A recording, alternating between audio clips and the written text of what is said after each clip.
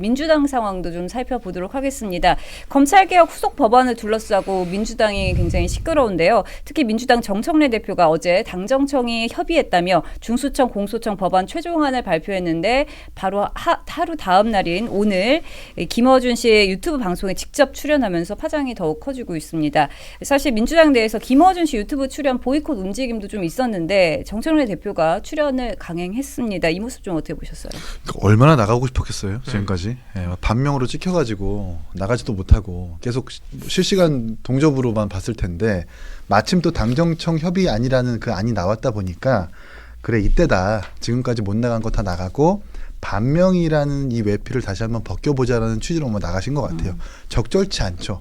당대표가 또 집권 여당의 대표가 당정청 안을 어떻게 모았는지에 대한 그 과정을 얘기하려면 정석은 소통관을 잡아서 기자회견을 하거나 본인의 SNS를 통해 가지고 그 소상한 과정을 밝히면 됩니다.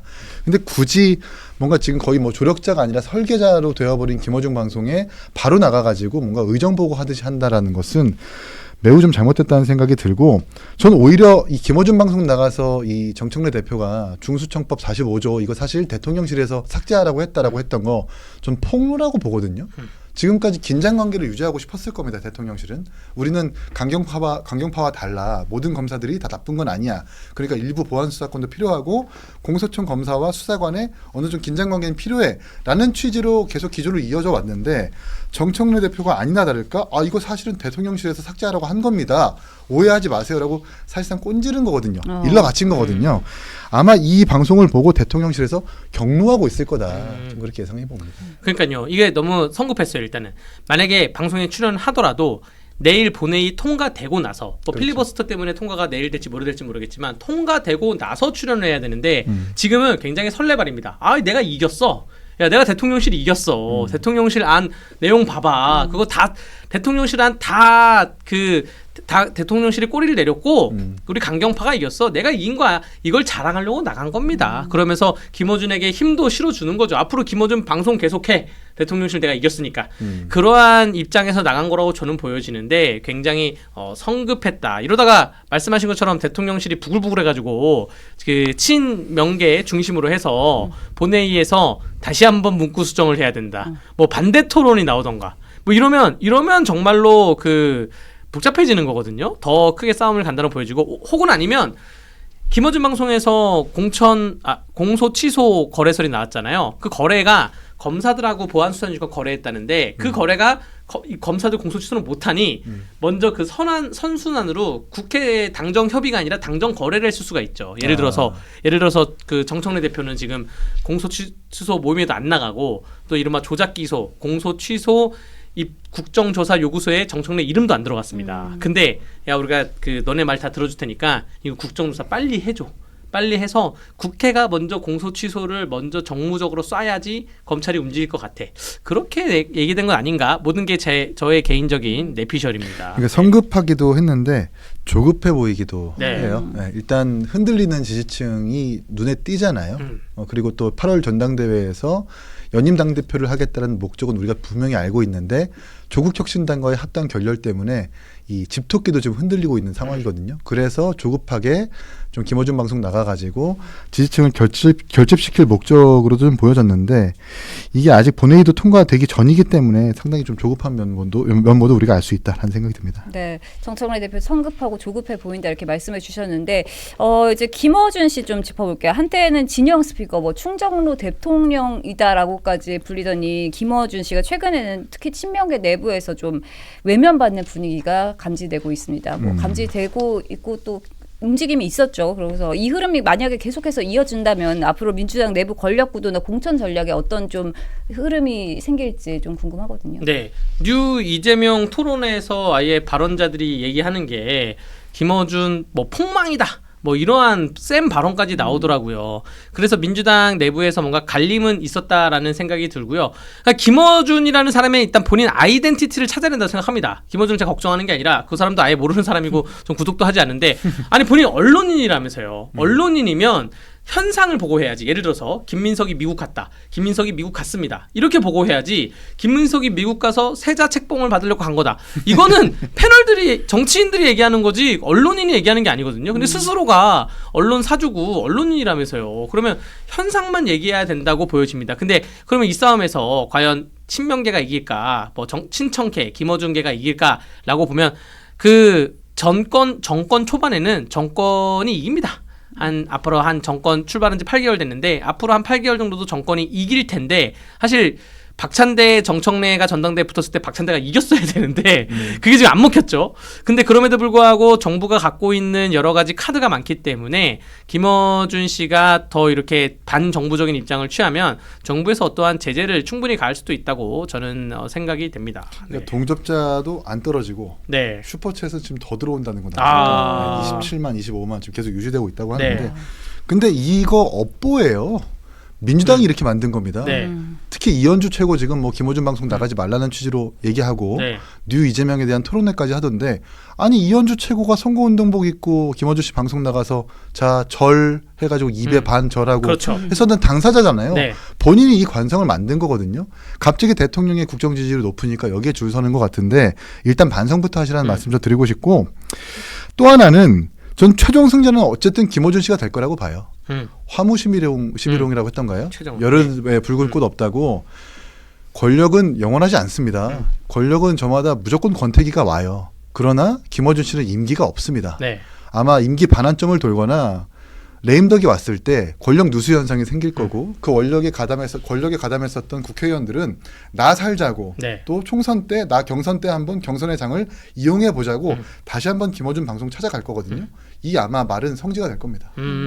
그 김어준 씨에게 팁을 하나 드리자면 지금 뭐 3주 전에 김민석 때리다가 지난주에 갑자기 대통령 때리면서 탄핵까지 나와서 엄청나게 욕을 먹어서 오늘 다시 김민석을 때리는 거 아니에요. 김민석이 미국 관계 뭐 세자 책봉이다 얘긴데 김민석 총리를 아무리 때려봤자 그 이재명 대통령실에는 영향이 없습니다. 부속실장을 때려야죠. 때리려면 부속실장이 왜 국회를 안 나오냐? 김현지 부속실장 국회 나와라. 얼굴은 비춰야 되는 거 아니냐? 이 정도 얘기를 해야지 대통령실에서 화들짝 놀라지. 김민석 총리 어차피 총리 관두고 나갈 사람인데 김민석 총리 때려봤자 아무 의미가 없다는 점을 좀 말씀을 드리겠습니다. 불편한 기색은 확실히 비쳤죠. 초선들 모아가지고 네. 이재명 대통령이 했던 말이 개혁 겸손하고 치밀한 정책을 추진해야 된다. 유용하고 안정적인 개혁을 해야 된다라고 하면서 그 다음 달에 또 김민석 총리가 무협지 공장이냐 이렇게 비판했잖아요. 네. 근데 대통령과 총리의 발언 하나하나씩 단어를 이어보면 겸손이고 공장이에요. 겸손은 힘들다 뉴스 공장 얘기하는 거예요. 네. 결국 대통령도 그렇고 총리도 그렇고 상당히 불편해하는 건 맞다. 네. 그러나 최종 승자는 김어준 씨가 맞을 거다. 그러니까 대통령실이 주말에 초선 의원들 두 그룹으로 나눠서 민주당 의원들 별로 밥 먹었을 때 그 약속이 언제 잡혔는지가 중요합니다. 그 약속이 만약에 미리 한 2주 전에 잡혔다. 그러면 상관없는데 김어준 방송에서 탄핵 발언이 나오고 나서 잡혔다 이러면 긁힌 거예요. 긁힌 거고 또 주말에 김어준 씨 그 대전에서 무슨 공연했다면서요. 거기 가지 말라고 잡아둔 거예요. 야, 김어준 공연 가지 말고 나랑 밥 먹어. 이게 잡아둔 게 아닌가라고. 이 모든 게 저의 내피셜입니다. 네. 네, 그리고 또 정청래 대표가 이번 방송에 출연해가지고 이재명 대통령의 공소 취소 거래설에 대해서는 직접 언급을 좀 피하는 모습을 보였습니다. 이걸 의혹 확산을 막기 위한 전략적 판단이라고 볼 수 있을지 아니면은 이 정치적 부담을 고려한 회피라고 봐야 되는지 어떻게 보고 계세요? 당정 협의하면서 저는 아까 당정 거래라고 표현했는데 당정 협의하면서 이런 얘기까지 했겠죠. 앞으로 그 공소 취소 거래설이라는 그 7글자는 아무도 말하지 말아라. 민주당 내에서 당대표 포함해서 국회의원들 입에서 먼저 얘기가 나오지 말게 해라. 그 정도의 콜사인이 갔기 때문에 그 피한 게 아닌가 생각됩니다. 네. 그러니까 장인수 기자가 그 차후에 거의 뭐 자기의 어떤 의혹제기 발언을 번복하다시피 했는데 최초에는 후속 보도까지 준비한다고 얘기를 했었잖아요. 근데 이 일련의 과정 속에서 갑자기 강경파가 요구하는 검찰개혁안을 대통령실에서 적극 수용한 걸 보면 아무래도 공소취소 거래 의혹이 어느 정도 영향을 미친 것 같고 후속 보도 같은 이 어떤 일말의 여지와 가능성을 일단은 김어준 씨의 캐비넷에 넣어놓은 것 같다. 이걸 가지고 계속 언제든지 흔들 수 있는 여지는 있는 것 같아요. 네. 그리고 국민의힘에서는 이미 특검법까지 좀 발의한 상황이죠. 어떻게 보고 계세요? 이 공소 취소 거래에 대해서는 조사를 분명히 해봐야죠. 굉장히 명백한 단독입니다. 얘기하면서 뭐 주일 상목행위라 그래서 그렇죠. 주어도 명확했고 시기도 비교적 최근이라고 얘기했고 상대방 명확했고 행위도 명확했기 때문에 여기에 대해서는 그러면 장인수 적어도 장인수 기자가 스스로 밝히면 제일 좋겠지만 스스로 밝히지 않는다고 하면 탄핵 이건 이게 만약에 사실이라고 하면 명백한 탄핵 사유거든요. 사실인지 아닌지는 수사를 통해서 밝혀야 되는데 특검이 가장 바람직한 방법이라고 생각을 합니다. 네. 네. 또 마지막으로 검찰 개혁 법안 자체를 좀 보자면요. 정부에서 원래 수사 체계 가동에 좀 필요한 최소한의 검사 권한을 유지해야 한다 이런 입장이었는데 이번 최종안에서는 관련 내용이 대부분 삭제되면서 결과적으로 강경파의 뜻대로 처리가 됐다 이런 의견이 나오고 있습니다. 이번 법안 수정에 이재명 대통령이 직접 관여한 것으로 전해지긴 했지만 또 한편으로는 국무회의에서 이재명 대통령이 수기하라고 하지 않았느냐 이렇게 반문하면서 논의 진행 과정에 아쉬움을 드러내기도 했는데요.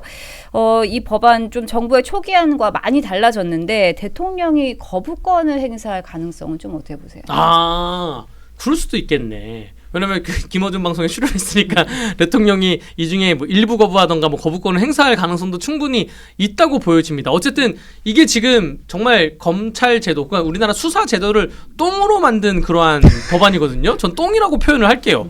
이거 왜냐면 똥도 아까운데. 지금은 제가 뭐 그 사법시험 연수원 체계도 그렇고 로스쿨 체계도 그렇고 검찰 실무라는 수업이 있어요. 검찰 실무라는 수업은 수사 파트를 형사소송법과 형법의 수사 파트를 엄청나게 깊숙하게 공부하는 게 검찰 실무인데 검찰 실무 1이 있고 2가 있습니다. 그렇게 1년 동안 배우는데 지금 검찰들이 그 어떠한 수사도 하지 마라. 그러니까 행정 공무원만 해라. 검사들은 그냥 서류만 복사하고 그냥 커피나 타고 행정 공무원만 해. 수사와 아예 손을 떼라는 건데 그러면 검사라는 단어도 삭제해야 된다고 보여지는데 이렇게 다 똥으로 만들어 놓은 건데 이재명 대통령이 명분이 생길 수가 있죠. 그 법안 통과되고 나서 한 일주일 동안 여론을 보니까 이건 심한 것 같다. 다시 거부권을 행사하겠다라고 할 수는 충분히 있다고 보여지고요. 거부권 행사해야 된다고 저는 생각합니다. 근데 이제 아까도 김어준 방송에서 정청래 대표 얘기했지만 중수청법 45조의 삭제를 대통령에서 직접 지시했는데 그럼 당정청 협의안이라고 지금 홍보하고 있잖아요. 네. 여기서 거부권을 행사한다는 가능성이 좀 높아 보이진 않고요. 일단 검찰개혁 안에 대해서 좀 말씀드리고 싶은데 너무 어려워요. 일반 국민들이 받아들이기에 이해하기가 너무 어렵습니다. 어쨌든 법조 서비스잖아요. 네. 이 법조 서비스를 받는 그 수혜자는 국민들 아닙니까? 이의제기든 수사를 받든 간에 결국 사람들이 간편하고 간단하게 알아야 되는데 지금 하는 검찰개혁안은 너무 이렇게 난도질을 하다 보니까 확 들어오지 않고 아마도 이런 이 검찰개혁 법안 때문에 민생수사에서 엄청난 영향을 미칠 것이라고 생각을 하고요. 제가 가장 걱정되는 건 특사경인 것 같아요. 원래 검찰이라고 하는 검사들이라고 하는 법조 전문 지식이 있는 사람들한테 수사 지휘를 받았던 것이 보통이었지만 이제는 선출된 단체장한테 수사 지휘를 받겠다고 하는 건 아닙니까? 이러면 민주당 단체장 출신이 상대의 정적을 죽이기 위해서 경찰은 아니지만 일부러 특사경을 보내가지고 수사를 시킬 수도 있는 거예요. 뭐 아직 진실이 드러나진 않았지만 이재명 도지사 때 상대 토론 후보였었던 김영환 후보가 있었던 그 병원을 의료법 위반이라면서 특사경을 보냈거든요. 이러한 사례들이 우후죽순 많이 생길 수 있는 겁니다. 이런 것들을 과연 대통령과 정부가 그리고 민주당이 고려하고 있나? 그러니까 검찰개혁의 기준이라고 하는 게 민생수사여야 되는데 정치검찰, 그 아주 일부의 정치검찰 때문에 이 기준을 이쪽으로만 가져오고 있는 것 같아요. 네. 대단히 큰 문제들이 발생할 수 있을 거라는 생각이 듭니다. 예, 그러니까 자치 경찰 제도를 강화하겠다라는 게 이재명 정부의 목표 아닙니까? 자치 경찰 제도가 기초 단체장, 광역 단체장들이 경찰권을 갖고 있는 거예요. 그럼 그거를 견제하고 막아주는 그 보안 수사를 할 정도의 검찰 기능이 있어야 되는데 그런 기능이 싹 사라졌기 때문에 이제 시장, 군수, 또 도지사, 광역시장 같은 경우에는 경찰 권력까지 갖고 있는 세상이 돼서 굉장히 좀 견제를 하기 위험하다라는 말씀을 드리면서 특사경은 이런 겁니다. 특사경은 그 제 주변 친구들도 몇 명이 있는데 뭐냐면 나는 일반 공무원으로 들어갔어요. 난 경찰이 아니야. 일반 공무원으로 들어갔는데 뭐 내가 뭐 이 부서에서도 2년 근무하고 저 부서에 2년 근무하고 순환 근무를 하다가 갑자기 너는 이번 발령 특사경으로 발령 났어. 그래서 너 환경 이거 조사해야 돼. 너 농수산물 원산지 표시제 네가 조사해야 돼. 조사라는 게 뭐죠? 그러면 사람을 불러서 네가 조서를 써야 돼. 그럼 이게 일반 공무원으로 들어왔는데 수사에 대해서 한 번도 안 해본 사람이 갑자기 수사를 하기 시작합니다. 그러니까 그렇게 행정 공무원인데 그래서 저한테 행정 공무원들이 물어보는 친구들이 있어요. 야, 조서 쓰라는데 어떻게 쓰냐? 밀어붙이는 거야. 그래서 아니 너네 가이드라인이 있잖아. 있는 대로 자기는 잘 모르겠다. 그럼 이거를 특사경이 송치를 하면 여기에 대해서 법률적 공백이나 법률적 미비가 있으면 검사들이 잡아주거든요. 검사들이 보완을 해줘요. 근데 지금 그런 기능을 다 없앴다는 거잖아요. 그러면 정말로 특사경이 그 행정과 밀접한 민생 그러한 안건, 민생 범죄가 많은데 이거 어떻게 처리할지. 그러니까 이러한 고민을 하나도 하지 않고 그냥 밀어붙이니까 더불어민주당의 무능이 이렇게 밝혀지는 겁니다. 당장 정청래 대표가 이 법안 통과되면 노무현 대통령께 찾아가겠다는 말을 하잖아요. 네. 그 말 자체가 이 법안이 어쨌든 복수혈전의 일환이다라고 저는 딱 그 증거하는 것이라고 좀 보고요. 어쨌든 진영에서 아픈 상처가 있다는 건 오케이, 존중할 수 있어요. 공감할 수 있습니다. 그렇다고 해서 본인들이 안갚음식으로 이걸 정책에 덮어 씌우는 것은 매우 위험한 일이다. 저는 그래서 여전히 검찰이 꼭 필요하다고 저는 생각하거든요.